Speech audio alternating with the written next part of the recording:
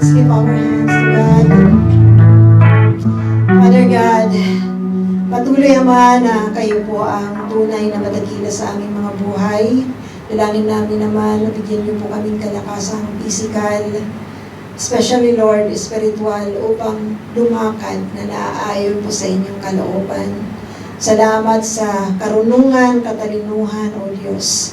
At naway patuloy na mahalin namin ang inyong mga salita, gawin ang nais ninyo sa mga buhay na inyo pong ibinigay sa amin.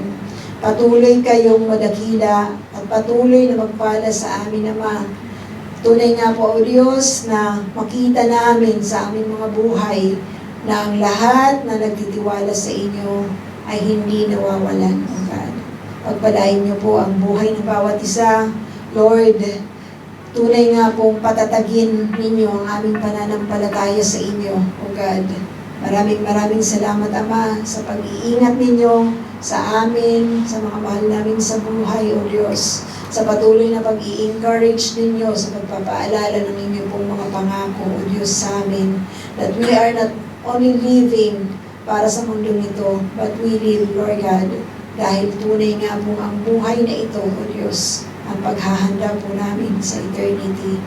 Be glorified, O God, in our lives, Lord. Thank you for sustaining us in every way.